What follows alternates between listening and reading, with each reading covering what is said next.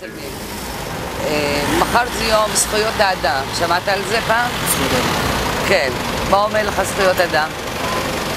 הרבה דברים שמגיע לנו ואנחנו לא מקבלים. זכויות שמגנות עלינו בתור בני אדם, הכללים מבחינת, אם זה בעבודה, אם זה בחיים הכלליים, הפרטיים, האישיים, בהכל. זה זכויות שמגיעות לנו בהכל.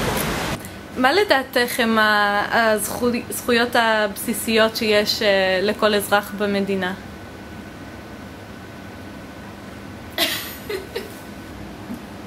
יש זכות לעבוד, כן, אבל זו זכות שיש תנאים בעבודה.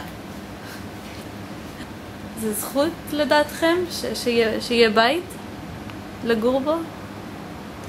המדינה לא נותנת את הבית. את חושבת שהיא... רק שאנחנו קונים במשכנתא ומשקיעים כסף, אז כן, אבל המדינה בשביל זה לא עושה הרבה. רק אולי לאנשים מבוגרים. אז כן, הם מטפלים בזה, הם נותנים להם איפה שלגור, המגדר, המיגור.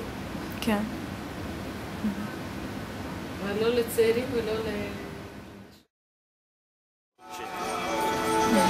את אומרת לי ביטוח לאומי וזכויות? איזה זכויות? איזה זכויות אנחנו מדברים עליהן? אם נחלק את זה לאחוזים, 70% כן, 30% לא. זכותי לדבר. לא באמת יודעים כל הזכויות. זכויות יודעים כשאם כאילו יש צורך, אז בודקים ויודעים. בודקים, כן, איזה זכויות יש, הולכים לעורך דין, הולכים להסתדרות.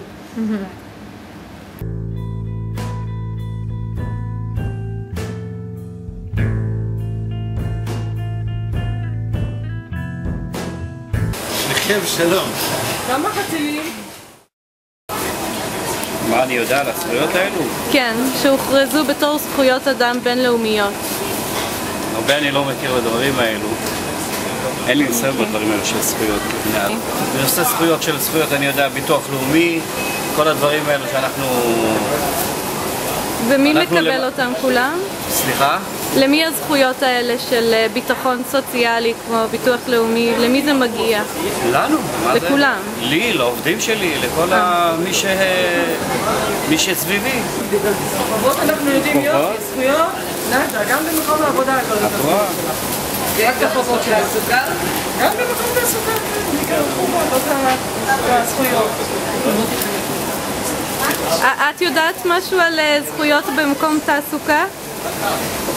כמה את צריכה? בטח שאני יודעת, אבל אני מגלה אותם רק שמישהו שחברה שלי מספרת לי, מי שאחראית על העבודה כבר לא מיידע.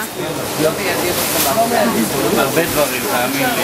כמו ביטוח לאומי, זה גוף שהרבה דברים, הרבה אנשים לא יודעים אפילו על הנושא הזה. המון דברים.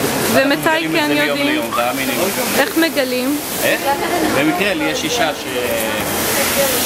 עם ניוון שרירים, ועכשיו אנחנו נלחמים הרבה עם ביטוח לאומי, וזה גוף קשה מאוד. גם לא מצד לי ביטוח לאומי, אחרי מישהו אחר אומר לה. לא ידעתי את זה באופן אישי מהם, כי אני צריכה לקרוא 30,000 פניות כדי להבין משהו. מישהו אחר כל החיים, עובדים כל החיים. ככה לא להגיד לך, כשמגיע הרגע, צריכה לקבל את התנאים שמגיעים, ולהתמודד מול גוף כזה זה מאוד קשה.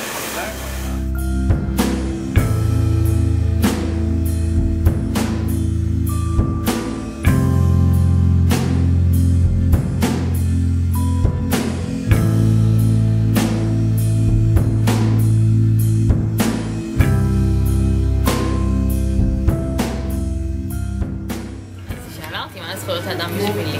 עמי בארץ לא מכבדים את זכויות האדם בכלל. מה את יודעת על זכויות אדם? אני לא יודעת. אני יודעת שלא מכבדים, שאין פה זכויות אדם בכלל. כי אף אחד לא דואג לדבר על זה. אני לא יודעת על הזכויות שלי. אני יודעת על זכויות האדם. באמירה כוללת שזה, אני לא יודעת מה הזכויות שלי או... נראה לי, הזכות של כל אדם להתקיים, כאילו, לעשות את מה שהוא חושב, זאת אומרת, מה שמתאים לו. וזכויות אדם בינלאומיות? זכויות אדם בשבילי זה זכויות של הבן אדם שנמצא בתוך החברה שלפי דעתי זה מתנה לפי חברה. זה עצוב, אבל זה המצב. לכן בינלאומי אפשר להגיד, זה לצערי חוקים בינלאומיים זה חוקים שקצת יותר קשה ליישם אותם. חוקים של לשתות בחוץ למשל ברחוב. אחרי לקנות אלכוהול אחרי שעה מסוימת, זה קצת מעיב על זכויות מסוימת, מצד שני. זה פוגע בחלק מהזכויות, מצד שני זה למטרה, it's for a greater cause, אז לפעמים גם צריך to sacrifice זכויות, להקריב כמה זכויות בשביל החברה.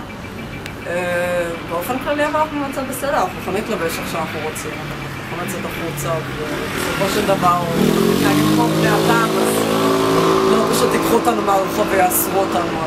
מה עם זכויות בסיסיות של דיור, של ביטחון סוציאלי, של תעסוקה הוגנת?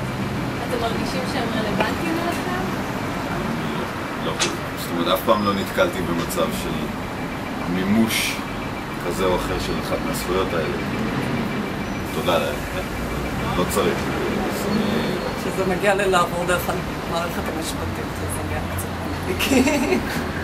מימוש זכויות דרך בית משפט, זה יכול להיות בעייתי, יש אנשים שיש להם מאוד כסף, שהם לא תמיד יכולים לעמוד בהוצאות משפטיות, אבל לרוב לפי דעתי החוק כן תומך במעוטי יכולת, שוב פעם זה קצת צבוע מצידי להגיד את זה, לא ממש נתקלתי במצב. זה אני ממבט מבחוץ.